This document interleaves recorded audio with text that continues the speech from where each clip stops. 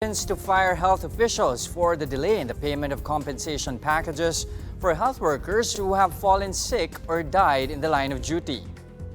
Itong Pilipino hindi na natuto.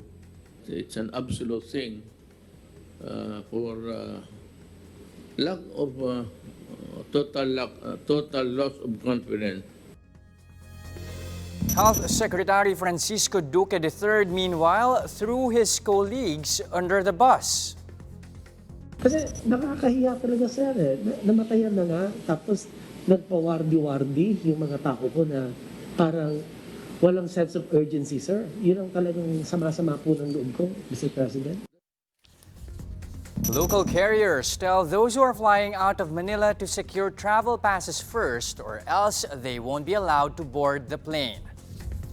And Cebu City opens its own COVID testing facility. It's also looking to expand services to neighboring municipalities.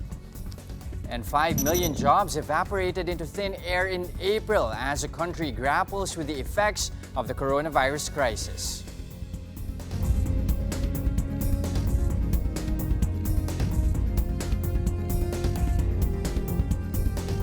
Health Secretary Francisco Duque is drawing flack for blaming his colleagues over the delay in the payment of compensation packages for affected frontliners.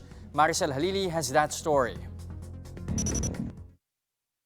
After over 2 months of bravely facing the pandemic, health workers who have fallen severely ill or died due to COVID-19 have yet to receive compensation, as promised by the government.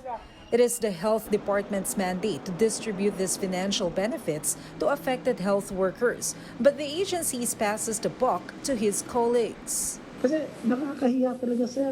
Namatayan na nga, tapos nagpa-wardi-wardi yung mga tao ko na parang walang sense of urgency, sir. Yun ang talagang sama-sama po ng loob ko, Mr. President. Health Secretary Francisco Duque says he already ordered his people to stay in the office until work is done. Yung pinapatutukan ko po, yung 32 families na kailangan po yung ayuda nila na 1 million based on your directive, dapat yun i-release. Ilagay na, cheque, padala, dalhin kung saan yung mga pamilya. Although, yung sabi sa akin kanina, may mga conflicting claims. May 2 asawa. Based on the Bayanihan We Heal as One Act, all health workers who acquire the virus in the line of duty will receive 100,000 pesos, while the family of the health workers who died of COVID-19 will get 1 million pesos each. Even President Duterte is dismayed over the delayed payment. He even threatened to fire Duque's people for failing to do their jobs. Itong Pilipino hindi na natuto. It's an absolute thing for lack of total loss of confidence. I'm removing them because they are not functioning. So we're wasting money paying for these idiots. Kalalaki pa naman ng mga allowances, mas sweldo niyan. The president has since ordered the health chief to form a new team that will focus on the disbursement of benefits. Now, I am asking Secretary Duque to form a new team that would focus on the immediate delivery of the assistance that should be given to those who were yung namatay tapos yung nagkasakit. And I expect it within 24 hours. This move from the president did not sit well with Senator Ping Lacson. In a statement, the lawmaker said Secretary Duque must have an amulet to get such a special treatment. While Lacson recognized the president's prerogative to hire or fire his appointees, the senator finds it appalling that the health chief is throwing his subordinates under the bus. Lacson thinks it's unacceptable for Duque to blame his misgivings on the affected health workers by claiming that some of them have 2 wives. He advised Duque to simply leave his post. The DOH secretary later on backtracked. In a tweet, Duque mentioned that while he's disappointed in some members of his team, he acknowledges his responsibility as Health Secretary. He assured the public that the agency will comply with the Bayanihan Act. Presidential spokesperson Harry Roque earlier announced that the DOH has until Tuesday next week to distribute all the benefits intended for affected health workers. For News 5, Maricel Halili, we are One News. The Health Department has so far issued a check worth 1 million pesos to the family of a fallen frontliner in NCR. 10 other checks are reportedly being processed and will be disbursed to the kin of affected health workers in NCR. Meanwhile, Secretary Duque personally handed 2 other checks as compensation for the death of 2 frontliners in other regions. Over 2,000 health workers have contracted COVID-19 while manning the country's front lines. 32 of them have died in the line of duty. These are the other big stories today. Unemployment hit a 15-year record high in April, reflecting the crippling effect of the COVID-19 pandemic on the local labor force. Unemployment peaked 17.7% last month, way higher compared to April 2019's 5.1% clip and 5.3% this January. This means 5 million Filipinos lost their jobs in a span of just 3 months. Overall, 7.3 million Filipinos are currently out of work. Labor Secretary Silvestre Bello says these numbers are not unexpected since the pandemic affected the usual peak of employment and job hunting season for fresh graduates. But Bello says he is confident that the local labor market can recover. Malacanang shares this sentiment, saying government agencies like NEDA are preparing policies and strategies to spark a recovery in the labor market. In a statement, the palace says the Philippines is composed of resilient and hardworking people who can stand united to weather this crisis, to heal and recover as one. Inflation eased further to 2.1% in May from April's 2.2% and last year's 3.5%. That's the slowest clip in 6 months. The downtrend can be attributed to lower costs of food and non-alcoholic beverages, as well as the annual decrease of the transport index. May's inflation fell within BSP's target range, and ING says this gives the central bank more elbow room to ease rates. And the United States promises an additional 200 million pesos worth of aid to Mindanao to counter COVID-19. The fresh funds will allow the U.S. Agency for International Development, or USAID, to distribute essential hygiene supplies and hand washing stations to over 100,000 people who are part of the so-called vulnerable population. The agency will also provide water supply for Marawi siege victims, as well as those who have been affected by earthquakes in North Cotabato. So far, the United States has extended almost 1 billion pesos in aid to the Philippines. Ninoy Aquino International Airport tightened security measures and asked for additional documents from passengers as more domestic flights resume today. Camille Samonte tells us more. Aflaha, a medical student who was stranded in Vigan, Ilocos Sur, spent a week to get her travel pass and medical certificate. She is scheduled to fly back home to General Santos City. Mahirap siya kasi marami kang taong dapat puntahan para makipag-coordinate, ganun. Dati, kailangan mo lang mag-book and then mag-travel and then uwi ka na. Pero ngayon, kailangan mo magpaalam sa destination mo. Passengers also undergo thermal scanning and disinfection before entering the terminal. Physical distancing and wearing a face mask are also strictly being enforced. In Terminal 1, most of the passengers flying to Xiamen and Taipei wore PPEs and goggles for protection. Airlines are also urging passengers to check in online or use the kiosk inside a gateway for contactless transactions. One passenger who also had difficulty in preparing the required documents was Irish Walsh. She spent 2 weeks just to get a travel pass. Unfortunately, her flight to Cebu today was canceled. Yung airline naghintay kasi ng approval ng taga-LGU sa Cebu. Kaso yung LGU sa Cebu hindi pa ina-approve. kaya kinancel yung flight. Sabi ng AirAsia, June 8 pa daw mag-resume ng flight. Manila International Airport Authority says flight schedules may change with little warning. Passengers are advised to call the airline and confirm their flights. MIA also reminded the public that international flights will remain limited to the 400-passenger daily cap for inbound flights imposed by the IATF. Foreign nationals may fly out, but Filipinos are not allowed to depart the country unless they're OFWs or permanent residents in their country of destination. Leisure travel is still not allowed. Meanwhile, around 300 stranded passengers in Terminal 2 are now scheduled to fly home to Davao City. Overseas Workers Welfare Administration shouldered the cost. It also provided them with food during their stay at the NAIA. For News 5, Camille Samonte, we are One News. COVID cases in the Philippines are still going up. As of 4 p.m. today, 244 more people were infected with the coronavirus. More than 100 are fresh cases, while 76 were reported late. Currently, more than 20,600 have contracted the disease in the Philippines. The overnight death count dropped to 3 on Tuesday. The death toll is approaching 1,000 people. At least 80 patients recovered from the disease, and so far, more than 4,000 people have gotten better from COVID-19 in the Philippines.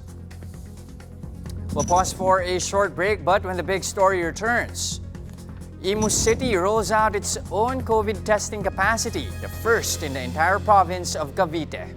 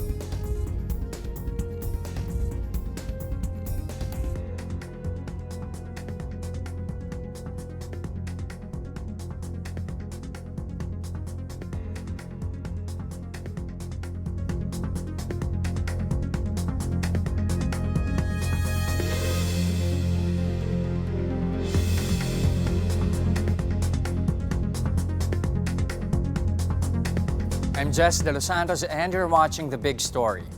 Food stall owners are bearing the brunt of the coronavirus crisis. Some of them brave the uncertainty to open under the GCQ, while those located in schools are looking at other locations to jumpstart their business. Shaila Francisco has more on this story.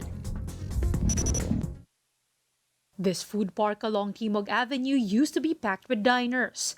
Now, just a few people trickle in. Some of the shops still decided to open, hoping they'll earn enough to pay for staff salary and additional costs to comply with existing public health protocols. Minsan wala na kaming makakain sa araw-araw at saka minsan wala na pang gastos, saka wala na pang sahod, kaya open pa rin.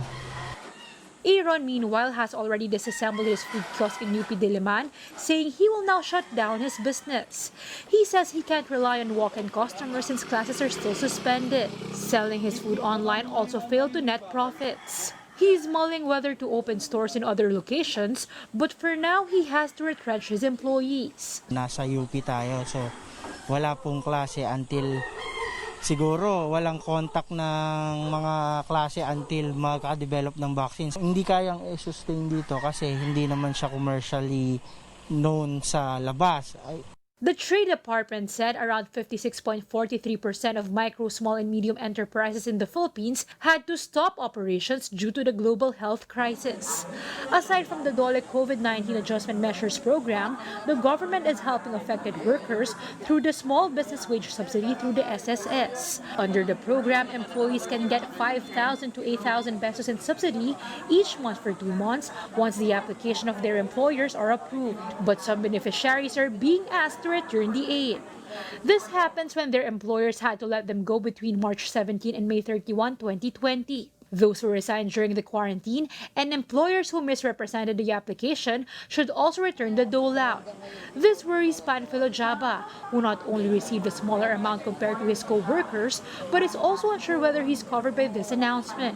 He is currently on standby, unsure when he can return to work. His employer runs a no-work, no-pay scheme. Natatakot din kami, ma'am. Paano naman kami? Anong ibabayad namin kung babawiin nila?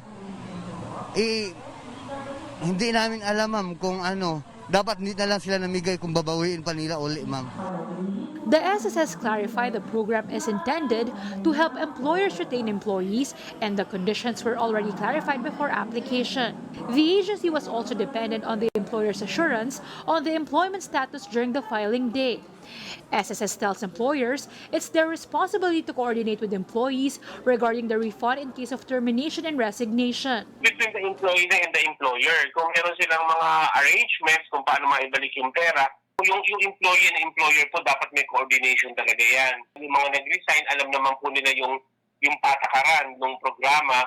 Sana na-remind nila yung mga empleyado nila at kumbaga nasabi yung mga pros and cons nito, lalo na sa programa. SSS clarified they won't deduct the aid received by members from their contributions, since the source of the subsidy came from the Treasury Bureau.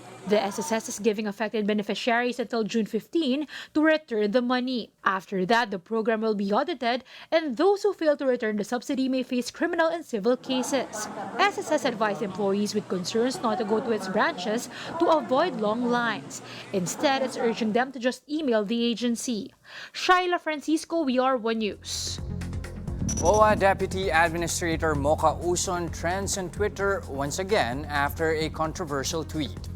In a now-deleted post, Uson allegedly called protesters in UP Diliman terrorists. Her tweet, which was screenshot by netizens, went viral, making her a top trending topic on the platform.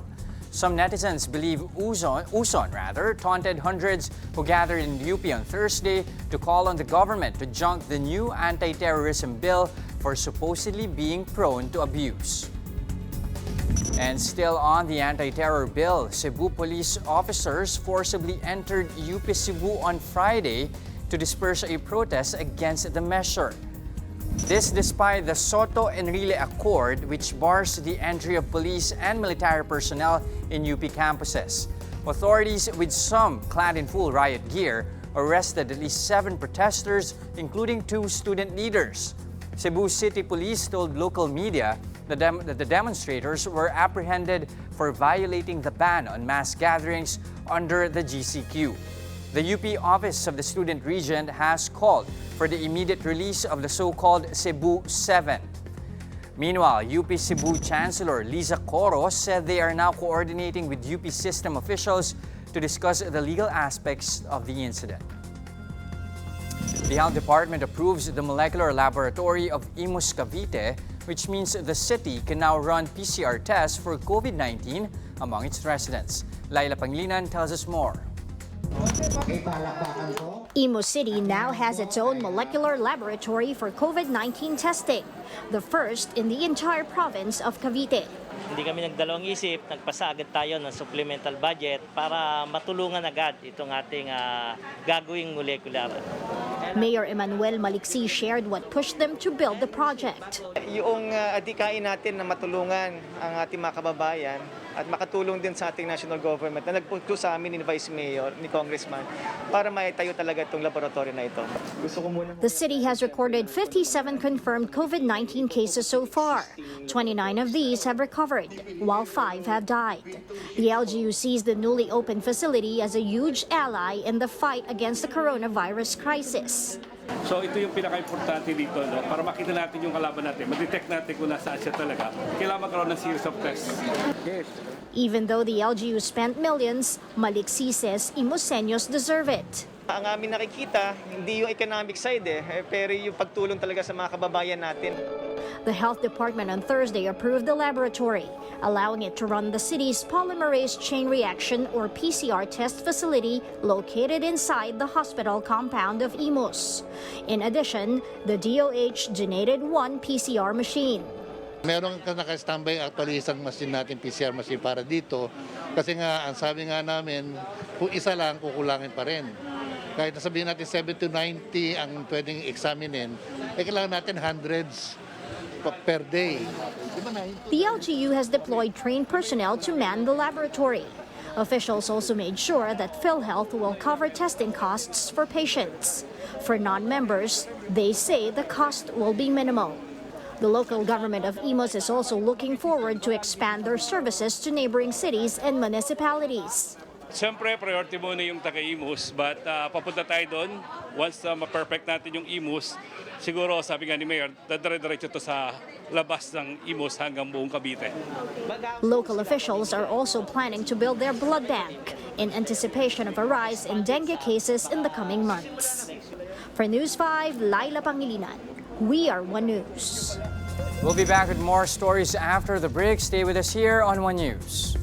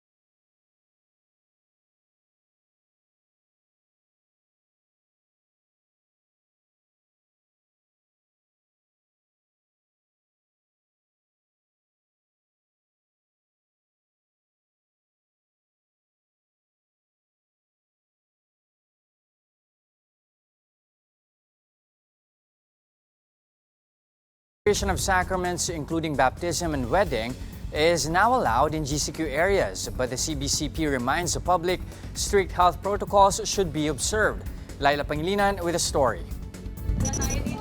Angel and Jaime rescheduled their wedding to a later date in the hopes that they would be exchanging vows the way they planned it. According to the Catholic Bishops' Conference of the Philippines, weddings amid the ongoing health crisis should be implemented. This means no fancy entourage. Only the bride and groom, their parents, and a pair of sponsors will be physically allowed during the ceremony. But the couple says even their parents can no longer attend due to transportation problems. Mga parents po kasi namin nasa probinsya, nahihirapan po sila mag-travel. Kasi wala naman po silang sariling sasakyan. But they are determined. Angel has prepared her wedding gown and already contacted the caterer and photographer. Para po sa akin, syempre, mabigat na masakit na hindi matuloy kasi yun na yung planado na lahat kumbaga wala nang hadlang Planado na lahat, nakaset na lahat, pero dahil nga sa COVID, di natuloy. Jaime, meanwhile, has tapped his Navy buddies. Plano po is military wedding. Meron swordsman. The couple say they hope to have their wedding when things are already back to normal, probably in 2021. Dream wedding po Kaya kung hindi mo naman po kakayanin ngayong taon, kahit next year na lang. Baby Yunwoo, meanwhile, turned 1 last April 7. His parents say they were supposed to baptize the baby on the same day. Nangyari ang ganito, pandemic, lockdown, wala na pong nangyaring binyagan. Ang iniraos na lang yung birthday, nilutuan na lang siya. According to the CBCP, baptism is allowed but restricted to the immediate family and to one or a pair of godparents at most. Mami Esperanza is in favor of this. She plans to have Yunwoo baptized as soon as possible. Parang less gastos din. Ito na yun eh. Iba na talaga yung after nung nangyari sa 2 months, ma'am, ang daming mga pagbabago. Hindi lang din sa loob ng pamilya, sa community. Malacanang says the Interagency Task Force on Emerging Infectious Diseases, or IATF, has the final say on the matter. Presidential spokesperson Harry Roque reiterates that in the meantime, only 10 people are allowed in churches under general community quarantine. Sa ngayon po, wala pa pong desisyon. Pero I think in the coming weeks, i-agenda na po yung proposal ng mga religious sa IATF. For News 5, Laila Pangilinan, We Are One News. Shops in Venice, Italy are looking forward to the European country opening its doors to tourists once again. But the city was submerged in water courtesy of a near-record high tide that was brought on by a storm in the Atlantic. Water level reached at least 45 inches on Thursday evening, the third highest mark for June. Well, with water that high, it could only mean that a quarter of Venice is flooded. Still, tourists in St. Mark's Square were seen enjoying the high tide. Persistence does pay off. This couldn't be more true for an 86-year-old food vendor in Pasay City who did not stop bargaining for a bike that he desperately needed. Laila Pangilinan is back with his story. Kapag may tiyaga, may bike na makukuha. That's the lesson behind the story of 86-year-old Tatay Carlos Samonte, a former driver turned candy vendor in Makati. He used to bike from his house in Pasay all the way to Makati to peddle candies, but someone stole his bike in 2016, forcing Tatay Carlos to start commuting instead. But that option became impossible once the COVID19 pandemic hit the country. So Tatay Carlos spent hours every day walking from Pasay to Makati and back, so he could still even though his kids can fend for him, Tatay Carlos prefers to have his own source of income. Kasi kaya naman po namin, may trabaho naman po kami. Ayaw daw niya doon sa bahay kasi nabuburyo siya. Gusto daw niya maggala-gala. Nakasanayan na po daw niya kasi. On his daily trips, Tatay Carlos regularly stops at this bike shop in Pasay to haggle for a junior mountain bike. It's being sold for 4,800 pesos, but Tatay Carlos had only saved up 2,000 pesos. The shop owner says the old man tried to strike a deal for the bike every day for 2 weeks. Nakita kami na display. Tinatanong ko halaga mataas. Ang pera ko dalawa lang. Kata sana ako magano sa Makati, meron din 4,000. Kaya hindi ko na, walang pera ko, babalik na ako. In the end, Tatay Carlos was able to persuade the shop owner and his kids to give him a discounted price for the bike. How big of a discount did he get? Well, a whopping 100%. Yup, he got it for free. Nung makita ko siya, para kung naawa. Ngayon, parang nung tinatawad niya ng 2,000. Sabi ko, sige. Yung ilinabas niya, nung kinukuha ko na, ibinalik ko sa kanya. Sabi ko, Tatang, regalo na namin ito sa iyo. Kaya yun ang nung umalis na siya, naalala ko, walang lock. Tinawag ko ulit. Sabi ko, ito, lagyan mo ito ng lock kasi madaing ngayon na nagnanakaw ng mga bike. Nanay, tinatanong ko, sige, kunin mo na. Pinako sa akin isa. Sige, uwi mo na. Tuwan-tuwa na. Maraming salamat po, Nay. Fed did not expect that the video of her good deed would go viral. She said she just wanted to help ease Tatay's difficult ordeal of walking across cities to sell candies. So sabi ko, sa konting halaga, yung bang pagod ni Tatay na from Villamor to Makati, yan na-feel ko yung hirap niya. Kaya sabi ko, ibigay ko na lang. Despite the ongoing threat of the coronavirus, Tatay Carlos has no fears regarding his health. Kung talaga kukunin ka, okay na. Di na, itong tanda ko nito, ganyan na. Malakas pa rin ako. For News 5, Laila Pangilinan. We are One News. And that wraps up today's big story. Catch us again on Monday at 8 p.m. on Signal Channels 8 and 250. Please like our Facebook page, One News. For more in-depth analysis, visit our webpage, onenews.ph. I'm Jess De Los Santos. We are One News. Good evening.